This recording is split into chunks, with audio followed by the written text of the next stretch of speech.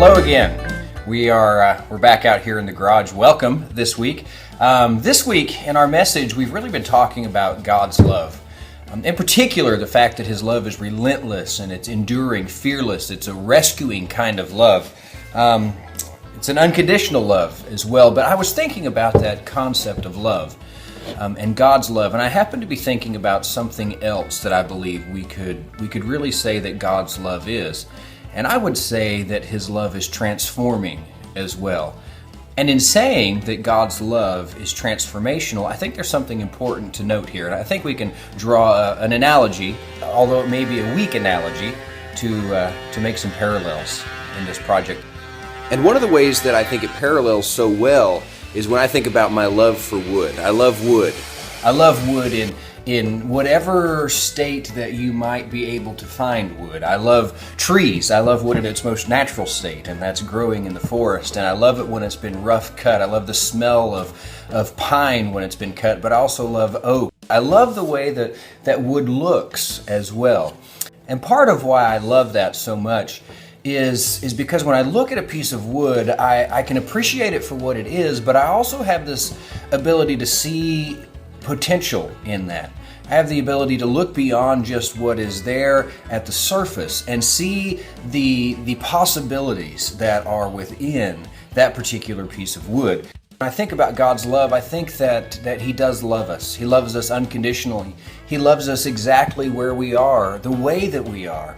But He also has the ability to see the inherent potential inside each one of us. I remember my dad used to make this statement, and I know it wasn't his, it's a little bit cliche, but it went like this. He said that God loves us just the way we are, but He loves us too much to leave us that way.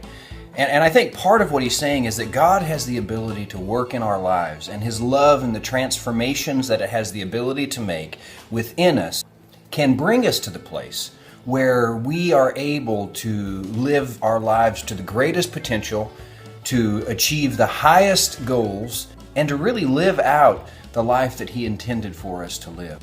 Here's one of those pieces of wood that Greg Cochran found up in the attic. And as you look at this piece of wood, after being up there for a long time, it's stained and it's smooth. It was actually already milled, but in this state, even just to look at, it's not as beautiful as it could be. I think sometimes when God gets us, when we arrive, our lives can be stained. Perhaps years we've run from God, we've hidden from God, or maybe we've just been dormant or whatever. But I think the reality is that our lives can be stained when we come to God. God gives us this incredible opportunity to see our lives changed and transformed, to see our lives renewed, to see the beauty in spite of past mistakes or in spite of being abandoned or neglected or forgotten. All of those things, in spite of all that, God has the ability, but there's a process.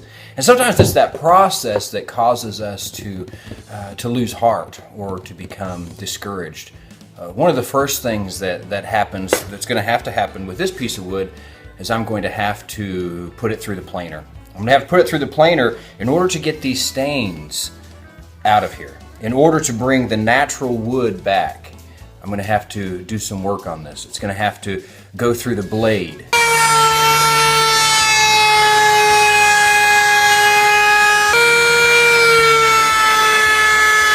Another thing that happens is there's this time of cutting and transforming this piece of wood in order for it to really be what I need it to be. I'm going to have to cut it in half. I'm going to have to trim it down. Then I'm going to have to go through this process of planing it and making it smooth. And I think about the way that God works in our lives and the circumstances of life. I think about the things that are uncomfortable in life. I think about the things that are difficult in life. And I think about the pain in life. And those are those moments that are transforming. But I also think about the joys and the triumphs and the good things when I look back and I realize what God has been doing in me. You see, His love is transforming. It has the ability to take us and change us and mold us. And that doesn't mean that His love always allows us to just stay where we are and be where we are and do what we're doing. doing that. His love, because he sees the potential, it means that he's going to put us through maybe a process that can be uncomfortable at times, but in the end, we're going to enjoy and appreciate the beauty that God has created within us and around us, even though the process can be difficult.